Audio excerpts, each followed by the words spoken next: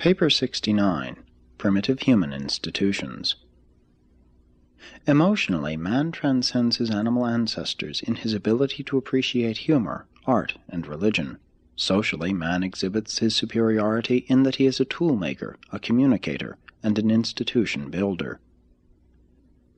When human beings long maintain social groups, such aggregations always result in the creation of certain activity trends which culminate in institutionalization. Most of man's institutions have proved to be labor-saving, while at the same time contributing something to the enhancement of group security. Civilized man takes great pride in the character, stability, and continuity of his established institutions, but all human institutions are merely the accumulated mores of the past, as they have been conserved by taboos and dignified by religion.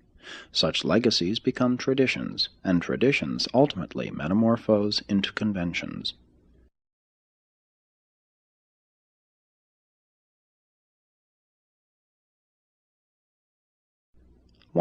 Basic human institutions. All human institutions minister to some social need, past or present, notwithstanding that their overdevelopment unfailingly detracts from the worthwhileness of the individual, in that personality is overshadowed and initiative is diminished. Man should control his institutions rather than permit himself to be dominated by these creations of advancing civilization. Human institutions are of three general classes. 1. The institutions of self-maintenance. These institutions embrace those practices growing out of food hunger and its associated instincts of self-preservation. They include industry, property, war for gain, and all the regulative machinery of society. Sooner or later, the fear instinct fosters the establishment of these institutions of survival by means of taboo, convention, and religious sanction. But fear, ignorance, and superstition have played a prominent part in the early origin and subsequent development of all human institutions. 2. The institutions of self-perpetuation. These are the establishments of society growing out of sex hunger, maternal instinct, and the higher, tender emotions of the races. They embrace the social safeguards of the home and the school, of family life, education, ethics, and religion. They include marriage customs, war for defense, and home building. 3. The institutions of self-gratification. These are the practices growing out of vanity proclivities and pride emotions, and they embrace customs in dress and personal adornment, social usages, war for glory, dancing, amusement, games, and other phases of sensual gratification. But civilization has never evolved distinctive institutions of self-gratification. These three groups of social practices are intimately interrelated and minutely interdependent the one upon the other. On Urantia, they represent a complex organization which functions as a single social mechanism. 2. The dawn of industry. Primitive industry slowly grew up as an insurance against the terrors of famine. Early in his existence, man began to draw lessons from some of the animals that, during a harvest of plenty, store up food against the days of scarcity. Before the dawn of early frugality and primitive industry, the lot of the average tribe was one of destitution and real suffering. Early man had to compete with the whole animal world for his food. Competition gravity ever pulls man toward the beast level. Poverty is his natural and tyrannical estate. Wealth is not a natural gift. It results from labor, knowledge, and organization. Primitive man was not slow to recognize the advantages of association. Association led to organization, and the first result of organization was division of labor, with its immediate saving of time and materials. These specializations of labor arose by adaptation to pressure, pursuing the paths of lessened resistance. Primitive savages never did any real work cheerfully or willingly. With them, conformity was due to the coercion of necessity. Primitive man disliked hard work, and he would not hurry unless confronted by grave danger. The time element in labor, the idea of doing a given task within a certain time limit, is entirely a modern notion. The ancients were never rushed. It was the double demands of the intense struggle for existence and of the ever-advancing standards of living that drove the naturally inactive races of early man into avenues of industry. Labor, the efforts of design, distinguishes man from the beast, whose exertions are largely instinctive. The necessity for labor is man's paramount blessing. The prince's staff all worked. They did much to ennoble physical labor on Urantia. Adam was a gardener. The God of the Hebrews labored. He was the creator and upholder of all things. The Hebrews were the first tribe to put a supreme premium on industry. They were the first people to decree that he who does not work shall not eat. But many of the religions of the world reverted to the early ideal of idleness. Jupiter was a reveler, and Buddha became a reflective devotee of leisure. The Sangic tribes were fairly industrious when residing away from the tropics, but there was a long, long struggle between the lazy devotees of magic and the apostles of work, those who exercised foresight. The first human foresight was directed toward the preservation of fire, water, and food. But primitive man was a natural-born gambler. He always wanted to get something for nothing, and all too often during these early times, the success which accrued from patient practice was attributed to charms. Magic was slow to give way before foresight, self-denial, and industry.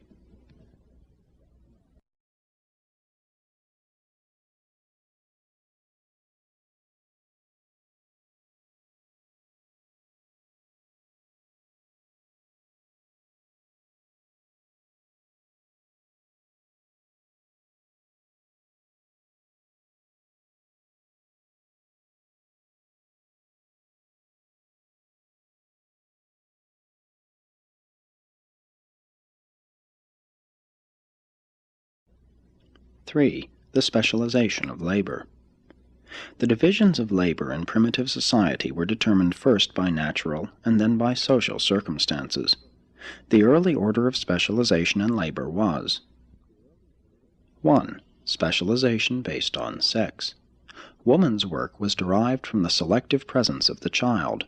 Women naturally love babies more than men do. Thus, woman became the routine worker, while man became the hunter and fighter, engaging in accentuated periods of work and rest. All down through the ages, the taboos have operated to keep woman strictly in her own field. Man has most selfishly chosen the more agreeable work, leaving the routine drudgery to woman. Man has always been ashamed to do woman's work, but woman has never shown any reluctance to doing man's work. But strange to record, both men and women have always worked together in building and furnishing the home. 2. Modification consequent upon age and disease. These differences determined the next division of labor. The old men and cripples were early set to work making tools and weapons. They were later assigned to building irrigation works. 3. Differentiation based on religion. The medicine men were the first human beings to be exempted from physical toil. They were the pioneer professional class. The smiths were a small group who competed with the medicine men as magicians. Their skill in working with metals made the people afraid of them. The white smiths and the blacksmiths gave origin to the early beliefs in white and black magic, and this belief later became involved in the superstition of good and bad ghosts, good and bad spirits. Smiths were the first non-religious group to enjoy special privileges. They were regarded as neutrals during war, and this extra leisure led to their becoming, as a class, the politicians of primitive society. But through gross abuse of these privileges, the smiths became universally hated, and the medicine men lost no time in fostering hatred for their competitors. In this first contest between science and religion, superstition, won. After being driven out of the villages, the smiths maintained the first inns, public lodging houses, on the outskirts of the settlements. 4. Master and slave. The next differentiation of labor grew out of the relations of the conqueror to the conquered, and that meant the beginning of human slavery. 5. Differentiation based on diverse physical and mental endowments. Further divisions of labor were favored by the inherent differences in all men. All human beings are not born equal. The early specialists in industry were the flint makers and stonemasons. Next came the smiths. Subsequently, group specialization developed. Whole families and clans dedicated themselves to certain sorts of labor. The origin of one of the earliest castes of priests, apart from the tribal medicine men, was due to the superstitious exaltation of a family of expert sword-makers. The first group specialists in industry were rock salt exporters and potters. Women made the plain pottery, and men the fancy. Among some tribes, sewing and weaving were done by women, in others by the men. The early traders were women. They were employed as spies, carrying on commerce as a sideline. Presently trade expanded, the women acting as intermediaries, jobbers. Then came the merchant class, charging a commission, profit, for their services. Growth of group barter developed into commerce, and following the exchange of commodities came the exchange of skilled labor. 4. The beginnings of trade. Just as marriage by contract followed marriage by capture, so trade by barter followed seizure by raids. But a long period of piracy intervened between the early practices of silent barter and the later trade by modern exchange methods. The first barter was conducted by armed traders, who would leave their goods on a neutral spot. Women held the first markets. They were the earliest traders, and this was because they were the burden-bearers. The men were warriors. Very early the trading counter was developed, a wall wide enough to prevent the traders reaching each other with weapons. A fetish was used to stand guard over the deposits of goods for silent barter. Such marketplaces were secure against theft. Nothing would be removed except by barter or purchase. With a fetish on guard, the goods were always safe. The early traders were scrupulously honest within their own tribes, but regarded it as all right to cheat distant strangers. Even the early Hebrews recognized a separate code of ethics in their dealings with the Gentiles. For ages, silent barter continued before men would meet unarmed on the sacred marketplace. These same market squares became the first places of sanctuary, and in some countries were later known as cities of refuge. Any fugitive reaching the marketplace was safe and secure against attack. The first weights were grains of wheat and other cereals. The first medium of exchange was a fish or a goat. Later the cow became a unit of barter. Modern writing originated in the early trade records. The first literature of man was a trade promotion document, a salt advertisement. Many of the earlier wars were fought over natural deposits, such as flint, salt, and metals. The first formal tribal treaty concerned the intertribalizing of a salt deposit. These treaty spots afforded opportunity for friendly and peaceful interchange of ideas and the intermingling of various tribes. Writing progressed up through the stages of the message stick, knotted cords, picture writing, hieroglyphics, and wampum belts to the early symbolic alphabets.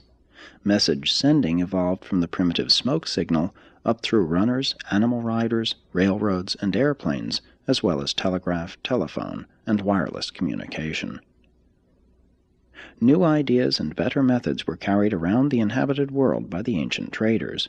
Commerce, linked with adventure, led to exploration and discovery, and all of these gave birth to transportation. Commerce has been the great civilizer through promoting the cross-fertilization of culture.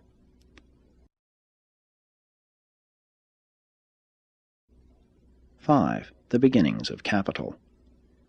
Capital is labor applied as a renunciation of the present in favor of the future. Savings represent a form of maintenance and survival insurance. Food hoarding developed self-control and created the first problems of capital and labor. The man who had food, provided he could protect it from robbers, had a distinct advantage over the man who had no food. The early banker was the valorous man of the tribe. He held the group treasures on deposit, while the entire clan would defend his hut in event of attack. Thus, the accumulation of individual capital and group wealth immediately led to military organization. At first, such precautions were designed to defend property against foreign raiders, but later on it became the custom to keep the military organization in practice by inaugurating raids on the property and wealth of neighboring tribes. The basic urges which led to the accumulation of capital were: 1. Hunger, associated with foresight. Food saving and preservation meant power and comfort for those who possessed sufficient foresight thus to provide for future needs. Food storage was adequate insurance against famine and disaster, and the entire body of primitive mores was really designed to help man subordinate the present to the future. 2. Love of family, desire to provide for their wants. Capital represents the saving of property in spite of the pressure of the wants of today, in order to insure against the demands of the future. A part of this future need may have to do with one's posterity. 3. Vanity, longing to display one's property accumulations. Extra clothing was one of the first badges of distinction. Collection vanity early appealed to the pride of man. 4. Position, eagerness to buy social and political prestige.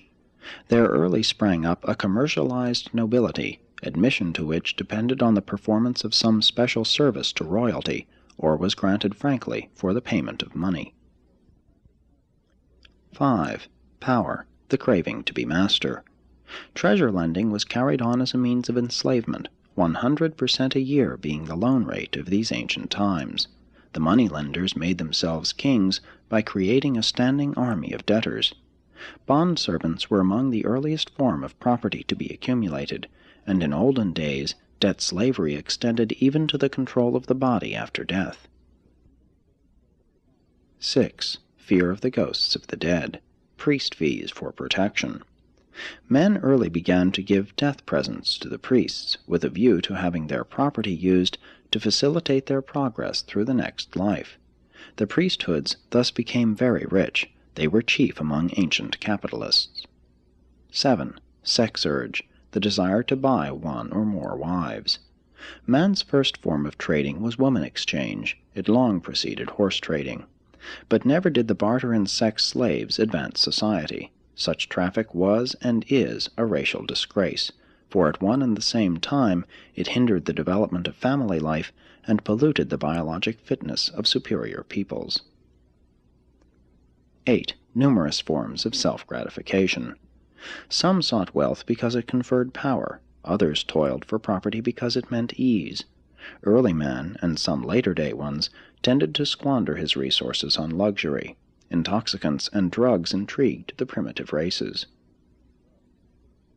As civilization developed, men acquired new incentives for saving. New wants were rapidly added to the original food hunger. Poverty became so abhorred that only the rich were supposed to go direct to heaven when they died. Property became so highly valued that to give a pretentious feast would wipe a dishonor from one's name. Accumulations of wealth early became the badge of social distinction. Individuals in certain tribes would accumulate property for years just to create an impression by burning it up on some holiday or by freely distributing it to fellow tribesmen. This made them great men. Even modern peoples revel in the lavish distribution of Christmas gifts, while rich men endow great institutions of philanthropy and learning. Man's technique varies, but his disposition remains quite unchanged. But it is only fair to record that many an ancient rich man distributed much of his fortune because of the fear of being killed by those who coveted his treasures. Wealthy men commonly sacrificed scores of slaves to show disdain for wealth. Though capital has tended to liberate man, it has greatly complicated his social and industrial organization. The abuse of capital by unfair capitalists does not destroy the fact that it is the basis of modern industrial society. Through capital and invention, the present generation enjoys a higher degree of freedom than any that ever preceded it on earth. This is placed on record as a fact, and not in justification of the many misuses of capital by thoughtless and selfish custodians. 6. Fire in relation to civilization. Primitive society, with its four divisions, industrial, regulative, religious, and military, rose through the instrumentality of fire, animals, slaves, and property. Fire-building, by a single bound, forever separated man from animal. It is the basic human invention, or discovery. Fire enabled man to stay on the ground at night, as all animals are afraid of it. Fire encouraged eventide social intercourse. It not only protected against cold and wild beasts, but was also employed as security against ghosts. It was at first used more for light than heat. Many backward tribes refused to sleep unless a flame burns all night.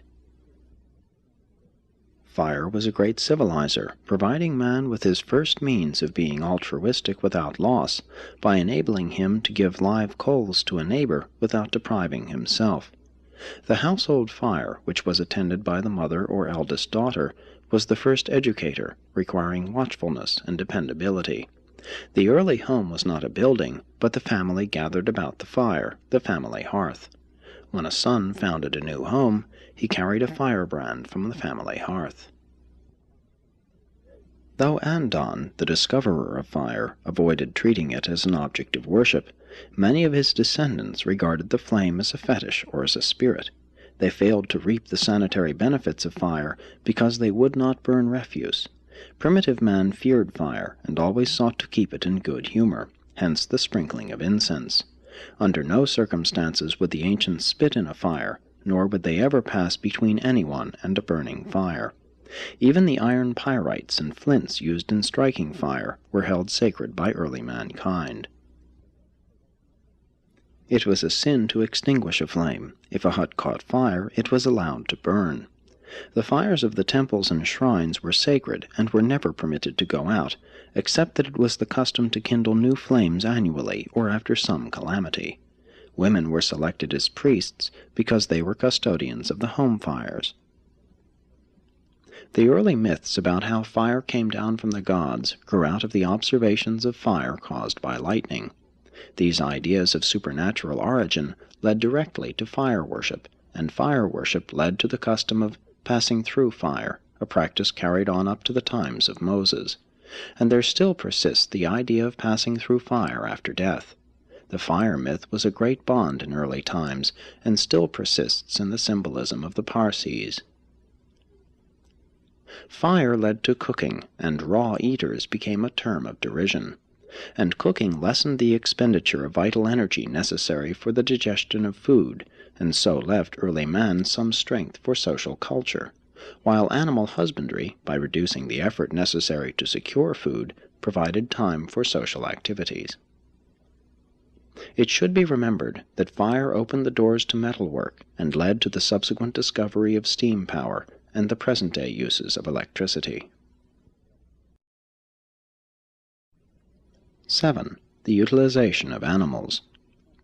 To start with, the entire animal world was man's enemy. Human beings had to learn to protect themselves from the beasts. First, man ate the animals, but later learned to domesticate and make them serve him. The domestication of animals came about accidentally. The savage would hunt herds much as the American Indians hunted the bison. By surrounding the herd, they could keep control of the animals, thus being able to kill them as they were required for food. Later, corrals were constructed, and entire herds would be captured. It was easy to tame some animals, but like the elephant, many of them would not reproduce in captivity. Still later on, it was discovered that certain species of animals would submit to man's presence, and that they would reproduce in captivity. The domestication of animals was thus promoted by selective breeding, an art which has made great progress since the days of Dalmatia. The dog was the first animal to be domesticated, and the difficult experience of taming it began when a certain dog, after following a hunter around all day, actually went home with him. For ages, dogs were used for food, hunting, transportation, and companionship. At first, dogs only howled, but later on they learned to bark. The dog's keen sense of smell led to the notion it could see spirits, and thus arose the dog fetish cults. The employment of watchdogs made it first possible for the whole clan to sleep at night. It then became the custom to employ watchdogs to protect the home against spirits, as well as material enemies. When the dog barked, man or beast approached, but when the dog howled, spirits were near. Even now many still believe that a dog's howling at night betokens death. When man was a hunter, he was fairly kind to woman, But after the domestication of animals, coupled with the Caligastia confusion, many tribes shamefully treated their women. They treated them altogether too much as they treated their animals. Man's brutal treatment of woman constitutes one of the darkest chapters of human history. 8. Slavery as a factor in civilization. Primitive man never hesitated to enslave his fellows. Woman was the first slave, a family slave. Pastoral man enslaved woman as his inferior sex partner. This sort of sex slavery grew directly out of man's decreased dependence upon woman. Not long ago, enslavement was the lot of those military captives who refused to accept the conqueror's religion. In earlier times, captives were either eaten, tortured to death, set to fighting each other, sacrificed to spirits, or enslaved. Slavery was a great advancement over massacre and cannibalism. Enslavement was a forward step in the merciful treatment of war captives. The ambush of Ai, with the wholesale slaughter of men, women, and children, only the king being saved to gratify the conqueror's vanity, is a faithful picture of the barbaric slaughter practiced by even supposedly civilized peoples. The raid upon Og, the king of Bashan, was equally brutal and effective. The Hebrews utterly destroyed their enemies, taking all their property as spoils. They put all cities under tribute on pain of the destruction of all males. But many of the contemporary tribes, those having less tribal egotism, had long since begun to practice the adoption of superior captives. The hunter, like the American red man, did not enslave. He either adopted or killed his captives. Slavery was not prevalent among the pastoral peoples, for they needed few laborers. In war, the herders made a practice of killing all men captives and taking as slaves only the women and children. The Mosaic Code contained specific directions for making wives of these women captives. If not satisfactory, they could be sent away, but the Hebrews were not allowed to sell such rejected consorts as slaves. That was at least one advance in civilization. Though the social standards of the Hebrews were crude, they were far above those of the surrounding tribes. The herders were the first capitalists. Their herds represented capital, and they lived on the interest, the natural increase.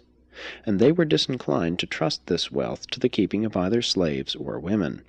But later on they took male prisoners and forced them to cultivate the soil. This is the early origin of serfdom, man attached to the land. The Africans could easily be taught to till the soil, hence they became the great slave race. Slavery was an indispensable link in the chain of human civilization. It was the bridge over which society passed from chaos and indolence to order and civilized activities. It compelled backward and lazy peoples to work, and thus provided wealth and leisure for the social advancement of their superiors. The institution of slavery compelled man to invent the regulative mechanism of primitive society. It gave origin to the beginnings of government. Slavery demands strong regulation, and during the European Middle Ages virtually disappeared because the feudal lords could not control the slaves. The backward tribes of ancient times, like the native Australians of today, never had slaves. True, slavery was oppressive, but it was in the schools of oppression that man learned industry. Eventually the slaves shared the blessings of a higher society which they had so unwillingly helped create. Slavery creates an organization of culture and social achievement, but soon insidiously attacked society internally as the gravest of all destructive social maladies. Modern mechanical invention rendered the slave obsolete. Slavery, like polygamy, is passing because it does not pay. But it has always proved disastrous suddenly to liberate great numbers of slaves. Less trouble ensues when they are gradually emancipated. Today men are not social slaves, but thousands allow ambition to enslave them to debt. Involuntary slavery has given way to a new and improved form of modified industrial servitude. While the ideal of society is universal freedom, idleness should never be tolerated. All able-bodied persons should be compelled to do at least a self-sustaining amount of work. Modern society is in reverse. Slavery has nearly disappeared. Domesticated animals are passing. Civilization is reaching back to fire, the inorganic world, for power. Man came up from savagery by way of fire, animals, and slavery. Today he reaches back, discarding the help of slaves and the assistance of animals, while he seeks to wrest new secrets and sources of wealth and power from the elemental storehouse of nature. 9. Private property. While primitive society was virtually communal, primitive man did not adhere to the modern doctrines of communism. The communism of these early times was not a mere theory or social doctrine. It was a simple and practical automatic adjustment. Communism prevented pauperism and want. Begging and prostitution were almost unknown among these ancient tribes. Primitive communism did not especially level men down, nor did it exalt mediocrity, but it did put a premium on inactivity and idleness, and it did stifle industry and destroy ambition. Communism was indispensable scaffolding in the growth of primitive society, but it gave way to the evolution of a higher social order because it ran counter to 4 strong human proclivities. 1. The family. Man not only craves to accumulate property, he desires to bequeath his capital goods to his progeny. But in early communal society a man's capital was either immediately consumed or distributed among the group at his death. There was no inheritance of property. The inheritance tax was 100%. The later capital accumulation and property inheritance mores were a distinct social advance, and this is true notwithstanding the subsequent gross abuses attendant upon the misuse of capital. 2. Religious tendencies. Primitive man also wanted to save up property as a nucleus for starting life in the next existence. This motive explains why it was so long the custom to bury a man's personal belongings with him. The ancients believed that only the rich survive death with any immediate pleasure and dignity. The teachers of revealed religion, more especially the Christian teachers, were the first to proclaim that the poor could have salvation on equal terms with the rich. 3. The desire for liberty and leisure. In the earlier days of social evolution, the apportionment of individual earnings among the group was virtually a form of slavery. The worker was made slave to the idler. This was the suicidal weakness of communism. The improvident habitually lived off the thrifty. Even in modern times, the improvident depend on the state, thrifty taxpayers, to take care of them. Those who have no capital still expect those who have to feed them. 4. The urge for security and power. Communism was finally destroyed by the deceptive practices of progressive and successful individuals who resorted to diverse subterfuges in an effort to escape enslavement to the shiftless idlers of their tribes. But at first all hoarding was secret. Primitive insecurity prevented the outward accumulation of capital, and even at a later time it was most dangerous to amass too much wealth. The king would be sure to trump up some charge for confiscating a rich man's property, and when a wealthy man died, the funeral was held up until the family donated a large sum to public welfare or to the king, an inheritance tax. In earliest times, women were the property of the community, and the mother dominated the family. The early chiefs owned all the land and were proprietors of all the women. Marriage required the consent of the tribal ruler. With the passing of communism, women were held individually, and the father gradually assumed domestic control. Thus the home had its beginning, and the prevailing polygamous customs were gradually displaced by monogamy. Polygamy is the survival of the female slavery element in marriage.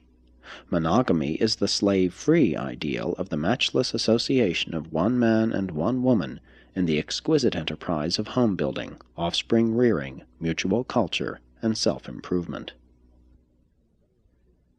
At first, all property, including tools and weapons, was the common possession of the tribe. Private property first consisted of all things personally touched. If a stranger drank from a cup, the cup was henceforth his. Next, any place where blood was shed became the property of the injured person or group. Private property was thus originally respected because it was supposed to be charged with some part of the owner's personality. Property honesty rested safely on this type of superstition. No police were needed to guard personal belongings. There was no stealing within the group, though men did not hesitate to appropriate the goods of other tribes. Property relations did not end with death. Early, personal effects were burned, then buried with the dead, and later inherited by the surviving family or by the tribe. The ornamental type of personal effects originated in the wearing of charms. Vanity plus ghost fear led early man to resist all attempts to relieve him of his favorite charms, such property being valued above necessities. Sleeping space was one of man's earliest properties. Later, home sites were assigned by the tribal chiefs, who held all real estate in trust for the group. Presently, a fire site conferred ownership, and still later, a well constituted title to the adjacent land. Water holes and wells were among the first private possessions. The whole fetish practice was utilized to guard water holes, wells, trees, crops, and honey. Following the loss of faith in the fetish, laws were evolved to protect private belongings. But game laws, the right to hunt, long preceded land laws. The American red man never understood private ownership of land. He could not comprehend the white man's view. Private property was early marked by family insignia, and this is the early origin of family crests. Real estate could also be put under the watch care of spirits. The priests would consecrate a piece of land, and it would then rest under the protection of the magic taboos erected thereon. Owners thereof were said to have a priest's title. The Hebrews had great respect for these family landmarks. Cursed be he who removes his neighbor's landmark. These stone markers bore the priest's initials. Even trees, when initialed, became private property. In early days, only the crops were private, but successive crops conferred title. Agriculture was thus the genesis of the private ownership of land. Individuals were first given only a life tenureship. At death, land reverted to the tribe. The very first land titles granted by tribes to individuals were graves, family burying grounds. In later times, land belonged to those who fenced it. But the cities always reserved certain lands for public pasturage and for use in case of siege. These commons represent the survival of the earlier form of collective ownership. Eventually, the state assigned property to the individual, reserving the right of taxation. Having made secure their titles, landlords could collect rents, and land became a source of income, capital. Finally, land became truly negotiable, with sales, transfers, mortgages, and foreclosures. Private ownership brought increased liberty and enhanced stability, but private ownership of land was given social sanction only after communal control and direction had failed, and it was soon followed by a succession of slaves, serfs, and landless classes. But improved machinery is gradually setting men free from slavish toil. The right to property is not absolute, it is purely social, but all government, law, order, civil rights, social liberties, conventions, peace, and happiness, as they are enjoyed by modern peoples, have grown up around the private ownership of property. The present social order is not necessarily right, not divine or sacred, but mankind will do well to move slowly in making changes. That which you have is vastly better than any system known to your ancestors. Make certain that when you change the social order, you change for the better. Do not be persuaded to experiment with the discarded formulas of your forefathers. Go forward, not backward. Let evolution proceed. Do not take a backward step. Presented by Melchizedek of Nebadon.